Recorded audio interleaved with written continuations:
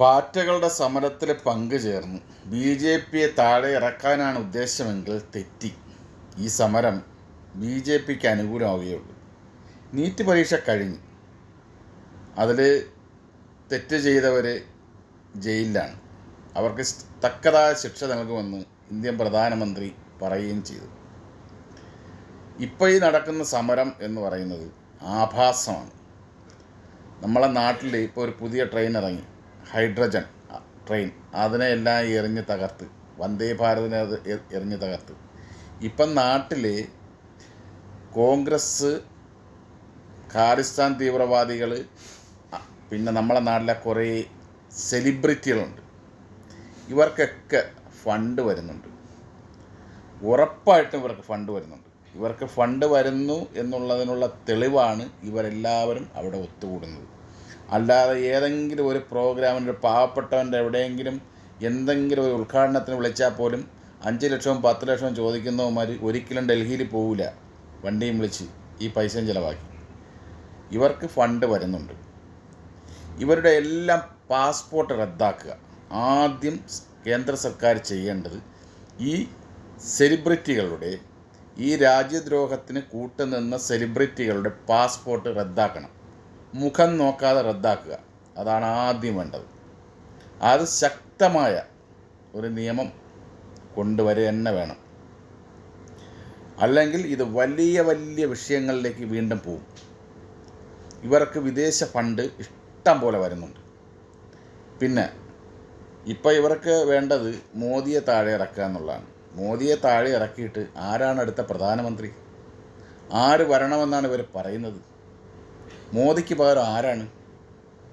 ആര് ഭരിക്കണമെന്നാണ്? പറ, നിങ്ങൾ തന്നെ പറ, നിങ്ങൾ തന്നെ ചിന്തിക്കുക. നമ്മുടെ രാജ്യം നല്ല വികസനവും നല്ല രീതിയിൽ ഇപ്പോൾ പോകുന്നുണ്ട്. ലോകരാജ്യങ്ങളുടെ മുന്നിൽ തലയെടുത്ത് നിൽക്കുകയാണ് ഇപ്പോൾ. അത് നമ്മൾ പുറം രാജ്യങ്ങളിലൊക്കെ നിന്നാലേ നമുക്ക് മനസ്സിലാവുള്ളൂ. ഇപ്പോൾ നമ്മളെ നാട്ടിൽ എങ്ങനെയും ബി.ജെ.പി ഭരണം അവസാനിപ്പിക്കുക, എന്നിട്ട് ഭരണം കുറച്ച് രാജ്യദ്രോഹികളെ ഏൽപ്പിക്കുക. അതോടുകൂടി ഇന്ത്യ വീണ്ടും പഴയ ഇന്ത്യയാവും. നമ്മുടെ ചെറുപ്പക്കാർ ചിന്തിക്കുക, നിങ്ങളെ വച്ച് ഇത് മുതലെടുക്കുകയാണ്. നിങ്ങളെ ഭാവിയാണ് നമ്മുടെ ഇന്ത്യൻ പ്രധാനമന്ത്രിക്ക് വലുത്. അതിനപ്പുറം അവർക്ക് വേറെ ഒന്നുമില്ല. അത് കഴിഞ്ഞ് എന്തുകൊള്ളു? നമ്മളത് ചിന്തിക്കുക. ഇനിയെങ്കിലും ഒരിക്കലും നിങ്ങൾ ഈ തീവ്രവാദികളുടെയും ഈ കോൺഗ്രസിൻ്റെയും കമ്മ്യൂണിസ്റ്റിൻ്റെയും ഒന്നും വാക്ക് കേട്ട് നിങ്ങൾ അവരോടൊപ്പം ചേർന്ന് നമ്മുടെ രാജ്യത്തിനെതിരെ നിൽക്കരുത്. നിന്ന് കഴിഞ്ഞാൽ ഇന്നത്തെ ഈ പ്രശ്നം നാളെ ഇപ്പോൾ എന്ന് പറഞ്ഞാൽ എഐയും സംവിധാനവും കാര്യങ്ങളൊക്കെ ഉള്ളതാണ്. നിങ്ങൾക്ക് പുറം രാജ്യത്ത് പോകണമെന്ന് പുറം രാജ്യങ്ങളിൽ എങ്ങോട്ടെങ്കിലും പോകണം, ഒരു പാസ്പോർട്ടിന് അപേക്ഷിക്കാനോ അതൊന്നുമല്ല. നിങ്ങൾക്ക് കേരളത്തിലെ ഇന്ത്യയിലെ എവിടെയെങ്കിലും ഒരു ജോലി കിട്ടിയാൽ തന്നെ നിങ്ങൾക്കത് ജോയിൻ ചെയ്യാൻ പോലും പറ്റില്ല. കാരണം പല പല കേസുകൾ നിങ്ങളെ പേരിൽ വരും. അന്ന് നിങ്ങളെ കൊണ്ട് ഈ ചെയ്യിക്കുന്നവരാരും നിങ്ങളോടൊപ്പം ഉണ്ടാവില്ല. അന്ന് ഒരു പക്ഷേ ഇവർ നേതൃസ്ഥാനത്തിരുന്നാൽ പോലും ഇവർ നിങ്ങളെ തള്ളിപ്പറയും. അതുകൊണ്ട് ചിന്തിച്ചവരോടൊപ്പം നിൽക്കുക, ചിന്തിച്ച് സമരം ചെയ്യുക. കൊച്ചു കുഞ്ഞുങ്ങളോട് പറയുകയാണ്, ഇപ്പോഴത്തെ ചോരത്തിളപ്പിൽ നിങ്ങൾ ഇറങ്ങും, നിങ്ങൾ അതും ഇതും ചെയ്യും. പക്ഷേ കേസ് വന്നു കഴിഞ്ഞാൽ ഒരു പാസ്പോർട്ട് എടുക്കാനോ ഒരു ജോലിയോ ഒന്നും, ഒരു ഗവൺമെൻറ് ജോലിയോ ഒന്നും നമുക്ക് കിട്ടത്തില്ല. അതുകൊണ്ട് നിങ്ങൾ ചിന്തിക്കുക. ചിന്തിച്ച് നിങ്ങൾ ഈ സമരത്തിനും ഇങ്ങനെയുള്ള കാര്യങ്ങൾക്ക് നിങ്ങൾ ഇറങ്ങുക.